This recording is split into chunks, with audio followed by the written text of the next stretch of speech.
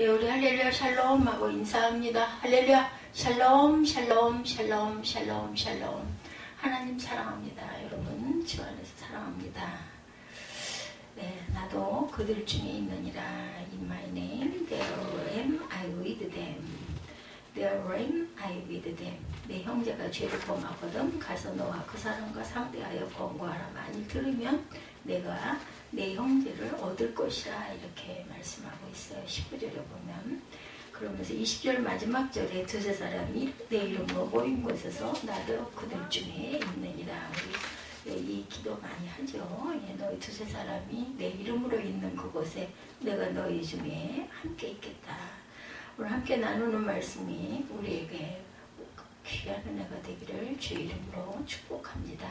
오늘의 본문을 보면 오늘 우리의 삶에 대한 결단을 하는 시간들이 되어야 할 줄 믿습니다. 오늘의 말씀은 보통 크게 두 개의 스토리로 나누어서 다루죠. 19절에서 17절의 말씀과 18절에서 20절. 우리말로 읽으면 제가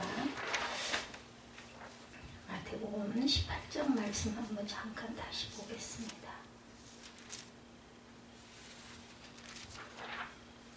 18장에 만일 듣지 않거든 18장에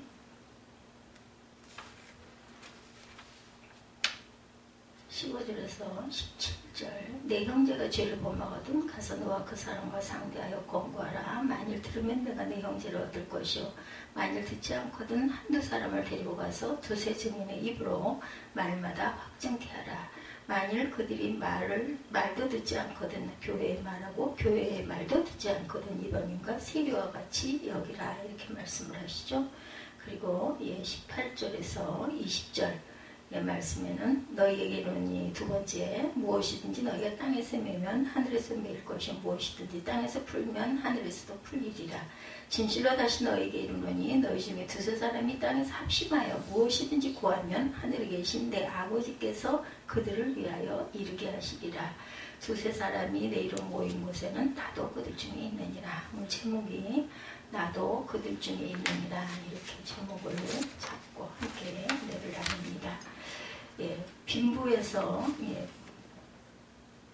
우리가 항상 어려움과 힘들 일이 있을 때 열심히 하나님께 구해야 되겠죠. 땅에서 매면 하늘에서도 되는 것처럼 이 땅에 아버지의 이름으로 모인 그곳에 하나님이 함께 하신다라는 그런 내용입니다. 안타깝게도 이 말씀은 기독교 역사에서 가장 비극적이고 끔찍한 결과를 가져온 말씀이 될 수도 있죠. 왜냐하면 이 말씀을 근거로 그동안 교회가 서로 범죄하고 배척하고 혐오를 정당화해왔기 때문이라는 것. 그래서 말씀을 읽고 해석하는데 무척 우리가 이 말씀을 신중을 기해야 합니다. 같은 말씀을 읽은 성도들이 전혀 반대의 이해를 가지고 서로 대입하는 것을 종종 보게 되죠.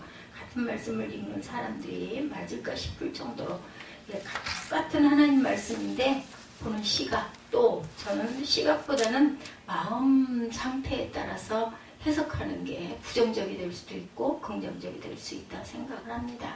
그 사람의 마음밭, 어떤 마음밭인지 모든 면을 아름답게 긍정적으로 보는 마음밭은 긍정적으로 해석을 합니다. 그런데 그렇지 않은 사람들은 똑같은 말씀을 갖고도 거꾸로 해석을 하기도 한다는 거. 천국도 여러분들 깊이 생각하시기 바랍니다. 천국을 가는 것도 마음 상태에 따라서 천국을 가게 되고, 또 그런 사람들은 긍정적인 마음가짐을 가진 사람들은 땅에 살 때도 긍정적으로 살아가고 하나님 은혜를 깊이 느낀 사람들이 그런 마음밭을 갖게 되고 조금씩 기염이 되면서 변화가 되어서 우리가 영화를 이루면서 천국에 간다라는 것. 그래서 원수를 사랑하는 마음을 지녀야 한다라는 것을 잊지 말아야 합니다. 저도 순간순간 누군가 나를 배척하는 그런 모습을 보면은 막 밉죠. 어떻게 그게 이쁘게 보이겠어요. 미운데 하나님 말씀은 반대로 그들을 사랑하라고 하셨으니까 사랑의 마음을 품독 잡고 노력을 해야 되는 거죠. 속 다르고 겉 다른 것하고는 다릅니다. 이것은 그런 마음을 자꾸 갖도록, 그리고 또 불쌍하게 여겨야 합니다. 저래가지고는 천국을 소유하지 못할 텐데 본인이 얼마나 괴로울까 이 생각을 하면 안타깝죠. 말씀을 읽고 해석하는데 무척 이 부분은 신중하게 해야 된다는 것. 같은 말씀을 읽은 성도들이 반대 이해를 가지고 서로 대립하는 것. 보는 게 바로 이런 것들 때문에. 그리고 말씀을 가지고 사람을 상처를 내는 경우들이 있어요. 신학을 좀 했다는 사람들이 대개는 그렇죠.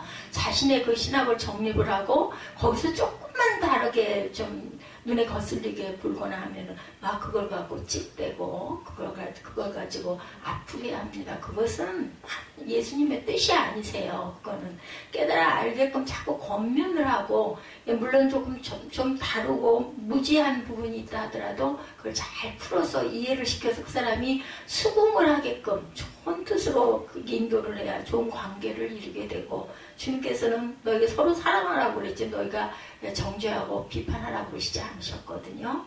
왜 신학을 합니까? 그걸 깨달아가지고 많은 사람들에게 아름다운 꽃이를 뿌리려고 신학을 하지 않습니까? 잊지 말아야 합니다. 그래서 보면은 섬김을 받고자 하면 섬기라는 말씀을 저는 요즘에는 참 많이 마음속으로 묵상을 합니다. 섬기는 마음을 정말 가져야 된다. 어떤 경우에도 제가 수영을 하면서 이렇게 어떤 분이 이렇게 계속 그냥 의도적으로 물탕을 제가 배영을 하잖아요. 가고 있는데 거기다 갖다 물탕을 튀면 얼마나 괴롭겠어요. 코앞에서. 그래가지고 그럼 그냥 얼른 떠나가지고 처음에는 저도 원망을 하고 미운 마음이 들었습니다. 옆레인이 비어있는데도 뒤늦게 들어와가지고 왜 꼭 거기로 와서 물탕을 칠까.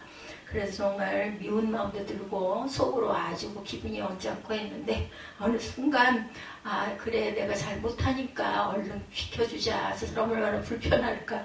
이런 마음을 먹고 그냥 옆레인으로 비켰더니 이제는 오히려 또 나중에 오면은 또 자기가 옆라인으로 가기도 하더라고요. 그래서 대립을 하는 것보다는 되도록이면은 내가 양보를 하고 내 존재의 가치를 아래로 자꾸 두고, 내가 몸이 불편하니까 부족한 부분이 많겠죠. 너 왜 여기 와가지고 이러고 있어? 너 나가! 이런 모션이겠구나. 그러면 그냥 내가 얼마나 감사해요. 옆레인이 비어있다는 것도 얼마나 감사한지 몰라요. 근데 이상한 건 제가 하는 그 레인이 똑같은 수영장을 만들어 놨는데 물이 거기가 좀 많아요. 그래서 거기서 수영을 하면 좀 뜨는 느낌이 기분이 더 좋더라고요. 그래서 유집사가 물이 많아서 저쪽 수영장을 간다는 말을 그때는 물높이가 다 거기서 뭐가 그렇게 다르겠어. 근데 그 조금의 차이가 굉장히 사람이 둥둥 뜨는 느낌이 더 나서 제가 그것도 이해를 했습니다. 그러니까 느끼지 못하면 알 수가 없는 거죠. 그런 마음을 가져야겠구나. 저도 엄청 부족합니다. 누군가가 나를 눈을 약간 흘기는 눈빛으로 나를 보고 나오면 주소는 왜 그래? 별꼴이야. 이런 생각을 많이 하게 되거든요. 그런데 생각해보면 저 사람 안에 아픈 상처가 많구나. 그걸 위해서 기도해주고 불쌍히 여기게 되겠다. 그럼 나를 이렇게 흘기는 눈으로 보는 걸 자연을 보고도 흘기는 눈으로도 볼 수도 있다라는 거거든요. 어떤 사물을 보든 뭐가 조금만 거슬리면 막 그렇게 비판하고 꽂는 그런 말을 하는 그런 사람들, 안 됐고 불쌍하게 나 같은 천국은 소유 못하겠구나. 이거 왜 그럴까. 지난번에 제가 조 실장한테 그런 얘기를 했더니 자기네 그 성당에서도 아마 그 사제가 그런 얘기를 많이 하나 봐요. 땅에서도 천국을 우리가 누릴 수 있다라는 이야기를 많이 하는지, 저는 그냥 제 마음에 있는 말을 그냥 뭐 그런 생각을 갖고 있으니까 그냥 간단하게 이렇게 얘기를 했더니만 너무너무 기뻐하고 좋아하더라고요. 천국 가서만 천국을 소유하는 게 아니고 땅에서 천국을 소유하는 거 맞다고 막 그러면서. 그러니 이 땅이 우리가 있을 수 있는 땅이 아니라 사단이 점령하고 있는 땅이니 얼마나 공격이 많겠고 환란이 많겠느냐. 그러니 맞다고. 여기가 우리가 살 수 있는 곳이 아니잖아요. 우리가 갈 곳은 따로 이제 저 하늘의 천국에 있는데, 이 땅에서, 이 사단의 땅에서 우리가 천국을 이루고 살려면 얼마나 비판과 공격이 많겠느냐. 그런 이야기를 잠깐 했습니다. 그러니까 그런 마음밭을 갖고 있는 사람들을 바라볼 때 우리가 늘 기도해줘야 되고 권면해줘야 되겠다라는 거죠. 이게 반대 이해, 이걸 가지고 제가 잠깐 얘기하다가 제 주변의 예를 들었습니다. 성경을 읽을 때 선입견을 가지고 절대로 읽어서는 안 되겠다라는 거. 똑같은 말을 말을 가지고 해석을 하는 게 부정적으로 해석을 하는 사람들은 정말 이상하잖아요. 근데 예, 그 마음 안에 그런 부정적인 시들이 너무 많다라는 것을 안타까워해야 합니다. 자신의 행동에 유리한 방향으로 해석하기 위한 도구로 성경을 절대로 이용해서는 안 돼요. 왜 성경이 이렇게 했는데 왜 그따위야, 왜 변화가 안 돼? 변화돼! 이렇게 한다고 변화되지 않거든요. 절대로 그래서는 안 됩니다. 안쓰러워하고 오히려 다독여주고 그러면서 정말로 권면을 하면은 아니 자기를 이렇게 다독여주면 싫다할 사람은 없잖아요.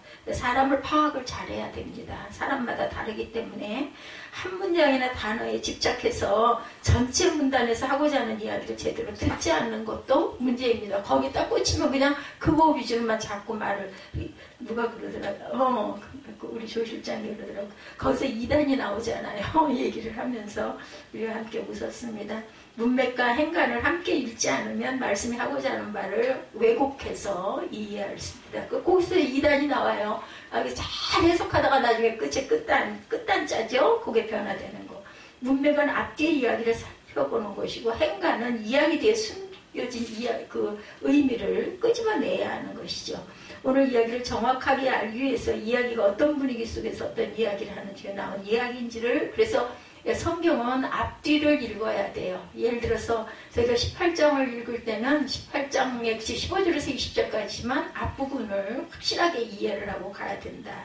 그래서 저희가 수요일이나 금요일은 장 전체를 그 해석이 잘 되어 있는 주석을 제가 꼭 참고를 합니다. 내 의견이 들어가서는 안 되기 때문에 그걸 바로 알고 바로 깨달아야 되기 때문에 이야기의 바로 앞에는 이른 양의 비유가 나와요. 18장에 어떤 사람이 양 100마리를 가지고 있는데 그 중에 하나가 길을 잃었으면 99마리를 산에 두고 가서 그 길 잃은 양을 찾지 않겠느냐 이런 말씀을 하시죠. 그리고 결론으로 이와 같이 작은 자 중에 하나라도 잃는 것은 하늘에 계신 너의 아버지의 뜻이 아니다 이렇게 말씀합니다. 그러니까 우리가 살고 있는 우리 주변에 믿지 않는 어떤 사람도 하나님이 낳으셨잖아요. 지으시고 땅에 그 생명을 주셨기 때문에 잃고 싶어 하지 않는다라는 것. 99마리의 양보다 한 마리를 안타까워하시는 하나님의 마음. 이 이야기가 끝나고 오늘 그 이야기가 이어지죠. 그리고 그 다음에 나오는 이야기는 용서에 대한 이야기가 나옵니다. 7번씩 70번이라도 용서하라는 말씀을 하신 후에 1만 달란트 빚진 자에 대한 이야기가 나오죠. 어떤 임금이 1만 달란트 빚진 사람을 빚을 탕감해 주었는데 탕감받은 사람이 나와서 자신에게 100데나리온 빚진 사람을 만나서 빚을 갚으라고 옥에 가두었다라는 거죠. 그거를 그 소문을 듣고 그 기가 막히게 1만 달란트를 탕감해 준 그 사람을 다시 옥에 가두는 그런 이야기죠. 다시 그 주인이 놓아여 1만 달란트 빚진 사람 빚을 갚도록 옥에 가두었다는데요. 그리고 이 이야기는 한 줄로 결론이 나오죠. 35절에 보면 너희가 각각 마음으로부터 형제를 용서하지 아니하면 하늘아버지께서 너희에게 이와 같이 하시리라. 그렇기 때문에 우리는 내가 죄인이기 때문에 나에게 어떤 잘못을 한 사람을 용서를 해야 된다. 7번씩 70번이라도 끝까지 용서하라는 뜻이 들어있죠. 70번이나 용서하기가 한 사람에게 일생 사랑하면서 잊지 않을 수도 있죠. 70번을 그 사람이 반복해서 어떤 나쁜 죄들을 나에게 계속 치겠습니까? 그러니까 70번씩 7번씩 70번이라도 용서하라고 말씀합니다. 형제를 마음으로부터 용서하기를 바라시는 하나님의 마음이죠. 그 하나님의 이야기를 하는 중에 오늘의 이야기가 샌드위치처럼 끼어있는 그런 내용입니다. 이제 그 사이에 있는 이야기를 들어가 봅니다. 15절에 내 형제가 죄를 범하거든 가서 너와 그 사람과만 상대하여 공고하라. 만일 들으면 내가 내 형제를 얻을 것이요 만일 듣지 않거든 한두 사람을 데리고 와서 두세 증인의 입으로 한 말마다 확증하게 하라. 내 형제가 죄를 범하거든 어떻게 해야 하는가 하는 겁니다. 유대인들은 형제라는 말을 보통 같은 종교를 가진 사람 같은 종교 공동체의 이론을 가리킬 때 사용을 합니다. 그러니까 오늘 죄를 범했다고 하는 것은 하나님 앞에서 근원적이고 궁극적인 의미에서의 범죄를 말하는 것이 아니고 교회 공동체 안에서 성도들 사이 일어난 도덕적인 범죄를 말하는 거죠. 누군가 교회 안에서 죄를 저지른 거예요. 죄는 우리 모두의 죄입니다. 누구나 죄를 짓죠. 죄로부터 자유로운 사람은 하나도 없어요. 죄는 우리 모두의 문제라는 거죠. 혼자 있을 때에도 마음으로 죄를 짓는 경우가 얼마나 많은지 모릅니다.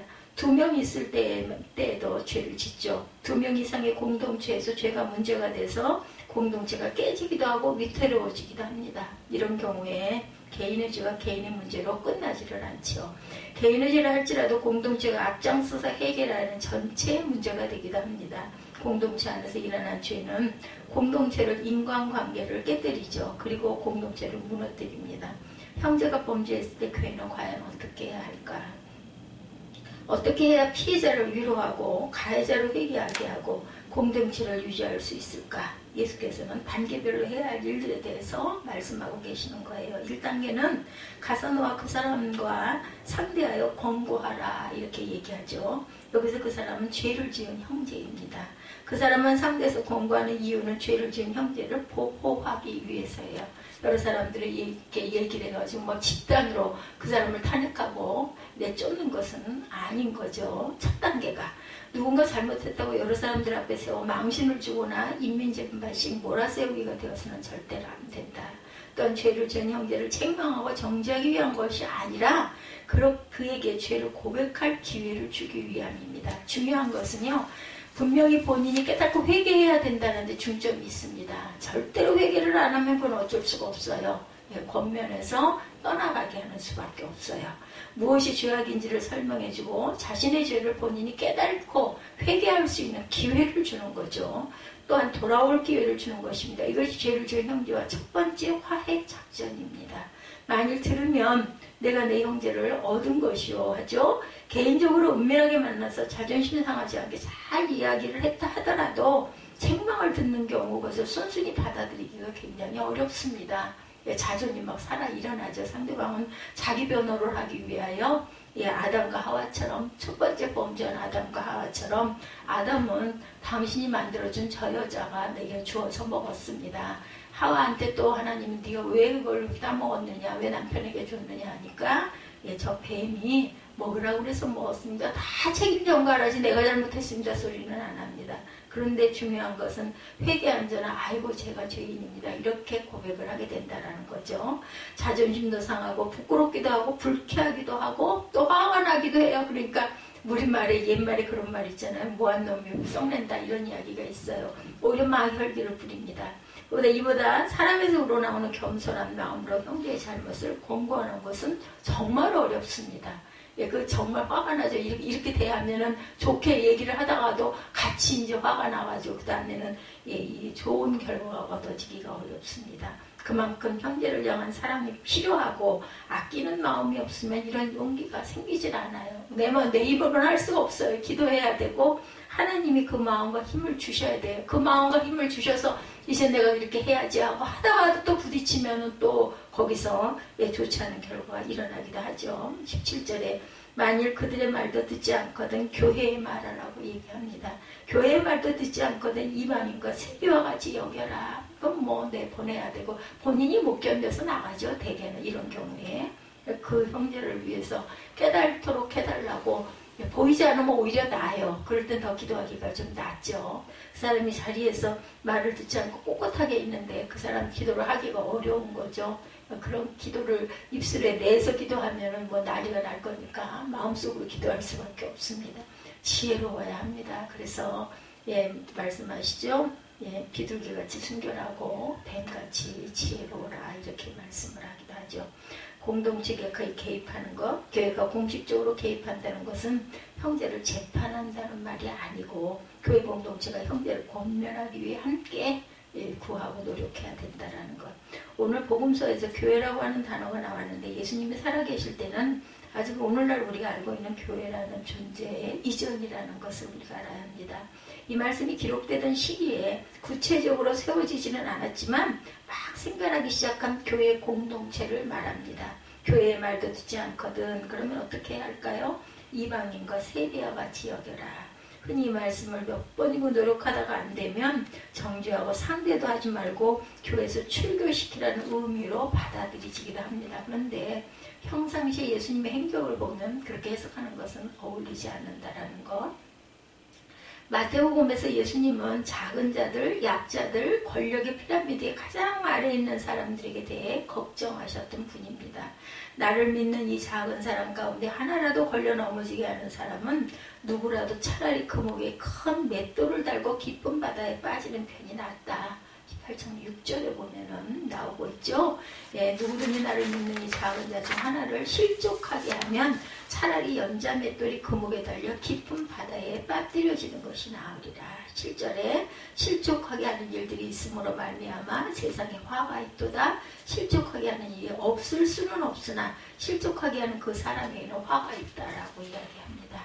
마태복음에서 이런 약자들과 작은 자들을 예수님은 끝까지 품고 사랑하라는 거죠. 예, 길을 잃지 않는 99마리 양보다 오히려 그 한 마리 양을 두고 더 기뻐할 것이다. 그런 예수님이라면 죄인에 대해 어떤 말씀을 하셨을까요? 그렇죠. 우리의 마음밭하고는 정말 예수님의 마음밭은 그야말로 해와 같다라고 표현을 해도 부족합니다. 우리는 이렇게 여러 번 권면을 해도 듣지를 않고 계속해서 그렇게 주장을 하고 굴면은 어때요? 정말 상대도 하기 싫고 미워가지고 꼴도 보기 싫고 쳐다도 보고 싶지 않아요. 그러면 관계가 인간들 관계에서는 좋을 수가 없는데도 예수님이 이렇게 말씀을 하시죠. 연자 맷돌을 내 목에 메어가지고 바다에 빠뜨려지는 것 같을 것이라는 것. 이방인과 세리는 당시 유대인의 회당이나 모임에 들어올 수 없는 사람들을 가리킵니다.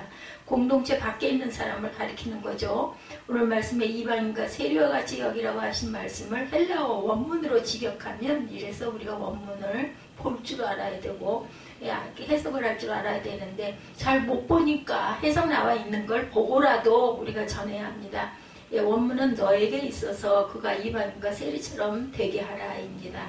우리 한글 성경에 너에게 있어서라는 말이 번역되어 있지 않은데 이것 때문에 의미가 잘못 전달이 된다는 것.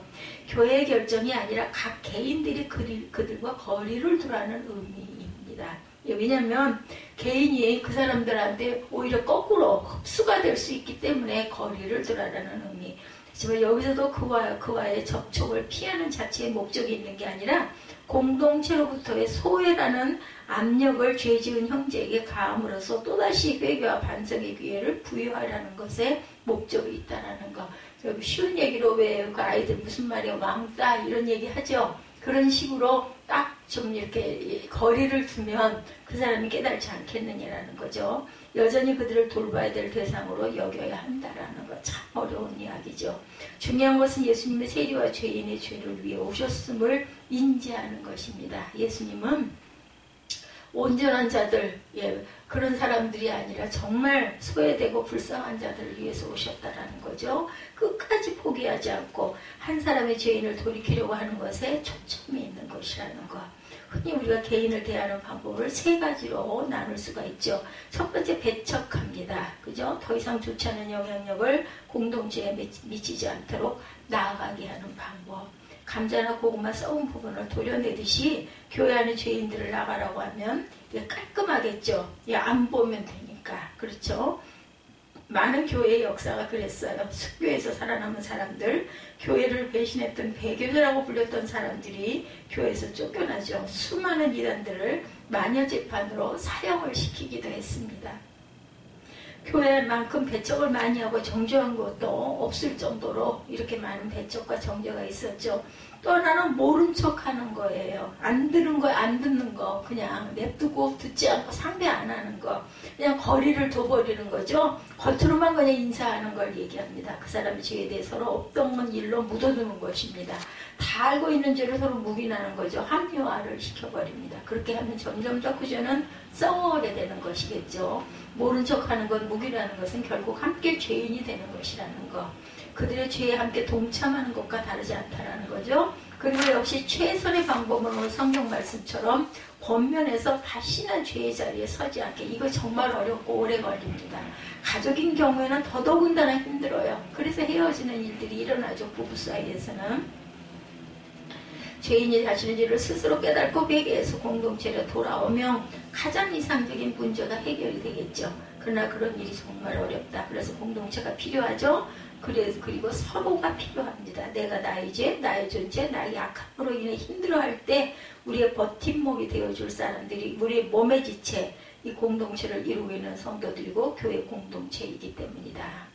예, 공동체는 한 사람을 포기하지 않아야 돼요. 끝까지 그 사람이 돌이켜지도록. 정말 근데 이거 어렵습니다. 오늘 말씀 바로 전에 나왔던 비유의 잃은 양 한 마리를 포기하지 않는 목자처럼, 그리고 그 말씀 뒤에 나오는 7번씩 70번이라도 용서해주는 사람처럼 끝까지 포기하지 않고 거듭 용서하면서 그 사람이 돌아올 수 있도록 힘써야 하겠다. 18절에 진실로 너에게 이르노니 무엇이든지 너희가 땅에서 매면 하늘에서도 매일 것이요 무엇이든지 땅에서 풀면 하늘에서도 풀리리라. 19절에 진실로 다시 너에게 이르노니 너희 중에 두세 사람이 땅에서 합심하여 무엇이든지 구하면 하늘에 계신 내 아버지께서 그들을 위하여 이루게 하시리라. 두세 사람이 내 이름으로 모인 곳에는 나도 그들 중에 있느니라. 이 말씀은 주로 기도의 능력에 대해서, 특별히 합심 기도의 능력에 대해서 강조하는 말씀으로 많이 사용이 되죠. 성도들이 합심해서 무엇이든지 기도하면 이루어 주신다라는 그런 내용인데, 성도들의 기도는 땅에서 매는 것이고 하늘의 응답은 하늘에서 매이는 것이죠. 두세 사람이 모인 곳에 하나님이 함께 하시죠. 이렇게 해석해도 됩니다. 그런데 오늘은 좀 더 이 말씀을 확장해서 읽어봅니다. 이 말씀은 방금 우리가 살펴본 말씀, 죄를 지은 형제를 어떻게 할 것인가에 대한 말씀이 이어서 나오는 말씀이고, 용서의 말씀과 이어지는 말씀이죠. 그런 의미로 살펴본다면 이 본문이 좀 더 다르게 보인다는 것. 중세시대에는 이 본문이 교회의 권위를 강화시키는 본문이 되었어요. 교회가 땅에서 메고 푸는 권세를 가졌다고 생각했기 때문이죠. 메고 푸는 것을 교회가 입교와 출교, 용서와 정죄를 선언할 수 있는 권위를 상징하는 것으로 본 거예요. 면죄부 아시죠? 그렇게 해서 그 혁명이 일어났어요. 그죠? 네. 그래서 죄를 지은 형제가 교회의 말을 듣지 않을 경우에 그를 이방인과 세리처럼 파문에 처하고 교회에서 쫓아낼 수 있다는 증거 본문으로 이해하기도 했다라는 거죠. 18절에 무엇이든지 너희가 땅에서 매면 하늘에서도 매일 것이요 무엇이든지 땅에서 풀면 하늘에서도 풀리리라. 땅에서 매면 하늘에서도 매일 것이요 땅에서 풀면 하늘에서도 풀립니다. 그것은 땅에서 하는 우리 사람들의 행위가 하늘의 그 하나님의 행위와 연결되어 있음을 우리가 알아야 된다는 것. 주기도문에 이 구절이 있죠. 우리가 우리에게 죄 지은 자를 사하여 준 것 같이 우리의 죄를 사하여 주옵시고. 우리 이거 고백할 때 어떤 마음이 드세요, 여러분들? 땅에서 우리가 용서하면 하늘에서도 용서할 것이고, 땅에서 그를 정죄하면 하늘에서도 그를 정죄할 것이다. 그게 우리가 그를 정죄하는 것이 그 나중에 정죄를 받는 건 누가 정죄를 받겠어요? 하늘에서 내가 정죄를 받는다라는 이야기입니다. 분명 죄인을 용서하는 일은 어렵습니다. 설령 예수를 믿는 성도라 해도 역시 어려워요. 진실로 다시 너에게 이르노니 너희 중에 두 사람이 땅에서 합심하여 무엇이든지 구하면 하늘에 계신 내 아버지께서 그들을 위하여 이루게 하시리라. 두 사람이 합심하여 구하라고 말합니다. 두 사람이 함께 마음을 합하는 것이 필요하다라는 거죠. 마음을 합하기 위해서 용서가 필요하고 화해가 필요하죠. 이 땅에서 풀어야 할 것을 풀고 매야 할 것을 매야 합니다. 그런 합심이 있은 다음에야 진심으로 그 공동체는 하나님의 공동체가 된다라는 거예요. 그러니까 교회 안에 있는 형제자매는 한 마음이 되어야 한다. 그래서 연합은 하나입니다. 제가 주보에 늘 그 말씀을 끝부분을 그대로 살려서 항상 주마다 주보를 만듭니다. 무엇이든지 구하면 하나님께서 그를 위하여 이루게 하신다라는 말씀입니다. 그들의 기도에 능력이 생깁니다. 왜냐? 그들이 하나님의 마음과 합해졌기 때문에 그렇다라는 것이에요. 그렇기 때문에 깨뜨려서 내쫓는 게 아니라 그렇게 해서 하나가 되도록 우리가 합심해서 기도할 수 있는 합한 마음들이 돼야 한다는 것. 함께 마음을 모아 기도한다는 것은 땅에서 매었다라는 뜻이라는 겁니다. 그것이 바로 하늘에서 매인 것, 하나님의 마음과 매인 바가 된 것이라는 거죠. 무엇이든지 구하는 대로 들어주시겠다는 말씀은 하나님께서 이미 그 두 사람의 합한 마음을 신뢰하고 전폭적으로 지지해 주신다는 말씀입니다.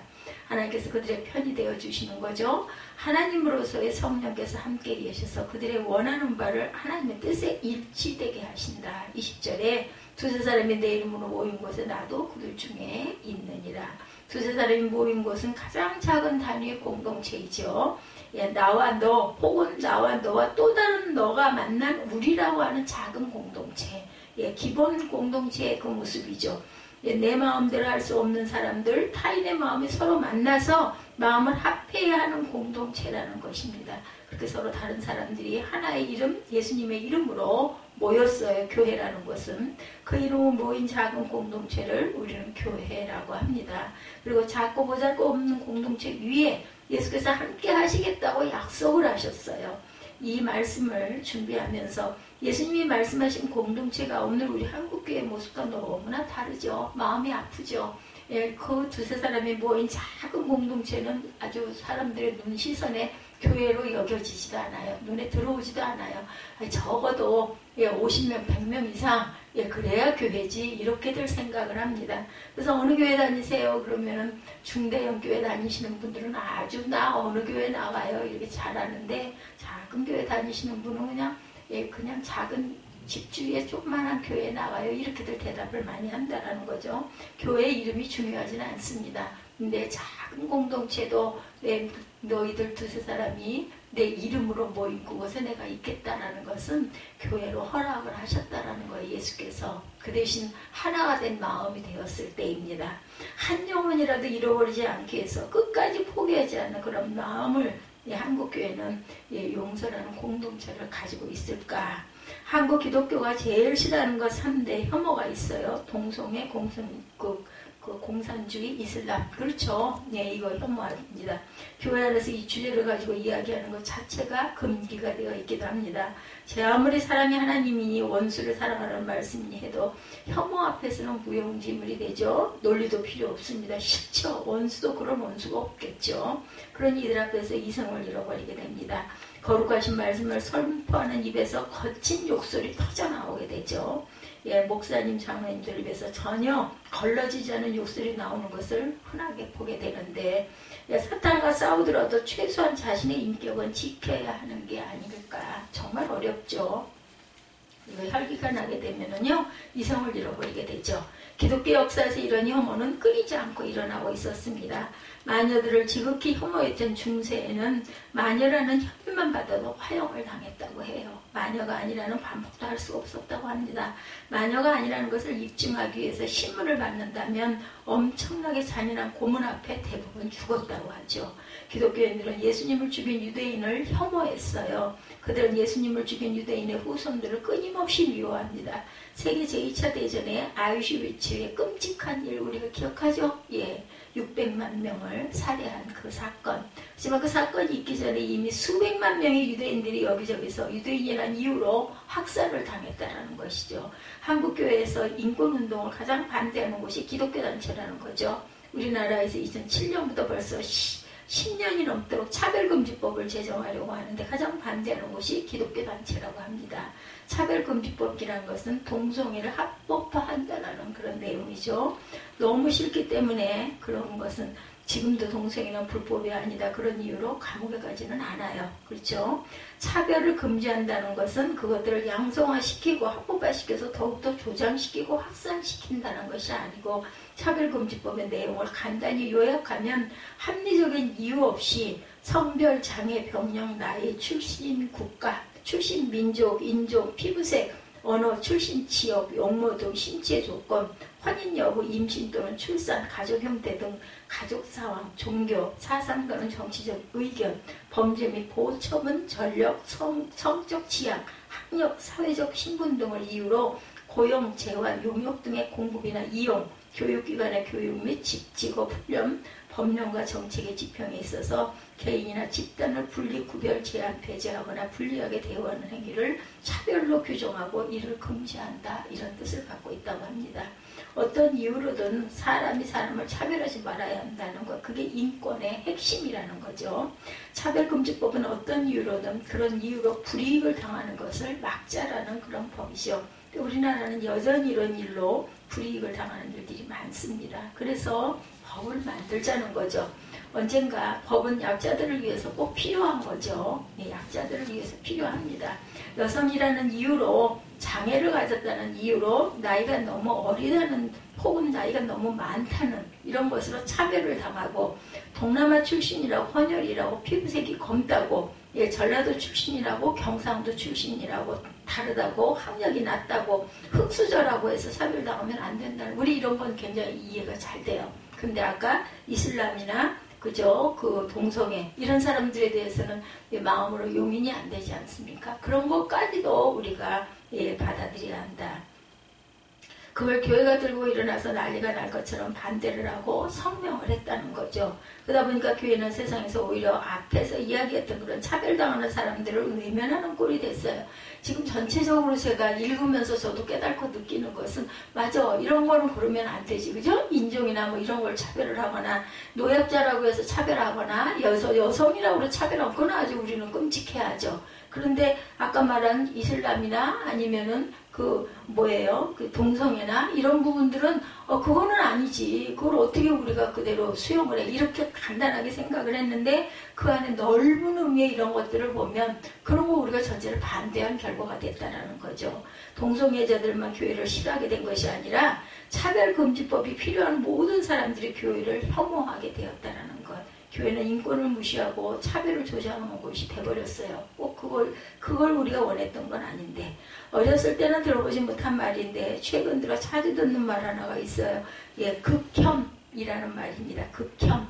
무엇인가를 혹은 누군가를 아주 끔찍히 싫어하는 것을 극혐이라고 합니다. 극히 혐오스럽다는 말이죠. 한국 교회는 지금 혐오하는 것이 너무나 많아요. 제가 어저께 집에 잠깐 들렸는데 들릴 수밖에 없어서 들렸어요. 그런데 벌써 분위기가, 느낌이 이상하더라고요.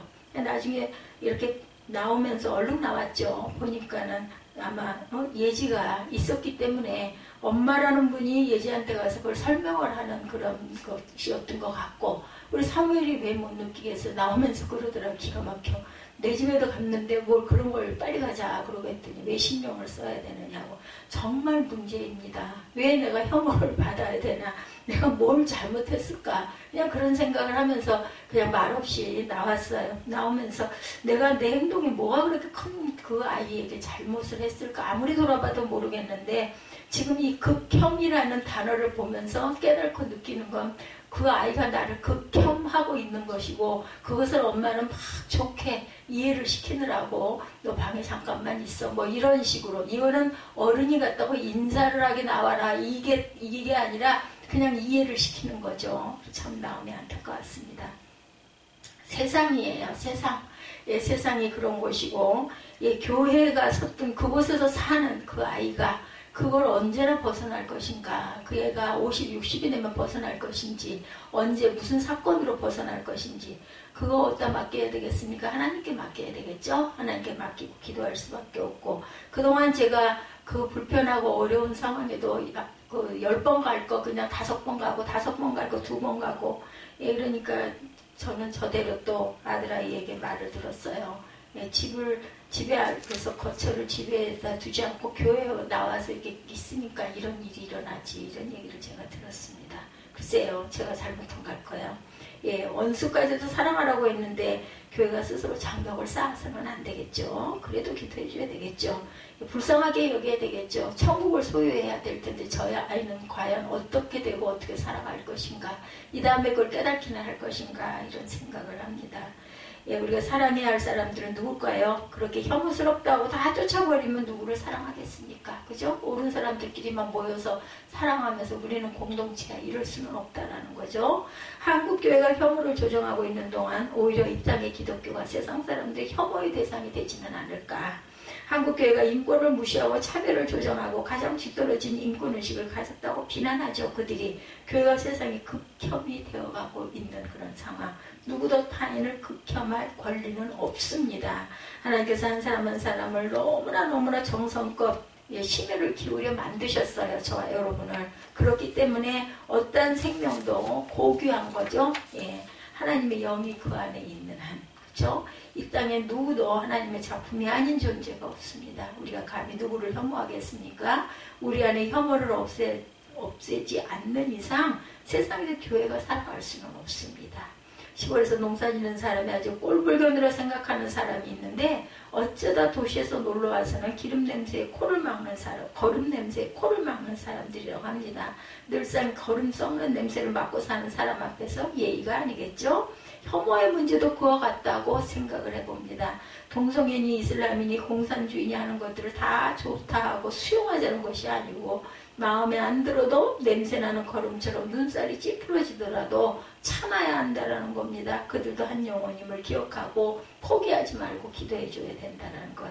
이와 같이 이 작은 자 중에 하나라도 잃는 것은 하늘에 계신 너 아버지의 뜻이 아니니라는 이것이 하나님의 뜻이라는 것을 우리가 알고 가야 되겠다. 잃은 양 한 마리라도 포기하지 말아야 한다는 거죠. 7번씩 70번이라도 용서해야 된다는 것. 당장 사랑할 수 없을지 모르지만 적어도 우리 안에 있는 혐오만큼은 없애야 한다는 거죠. 두세 사람이 내 이름으로 모인 곳에 나도 그들 중에 있느니라. 우리 안에 예수님이 계시죠. 서로를 예수님 대하듯 하고 위에서 기도해주는 그러한 귀한 하나님의 사랑하는 공동체가 되시기를 주님의 이름으로 축복합니다.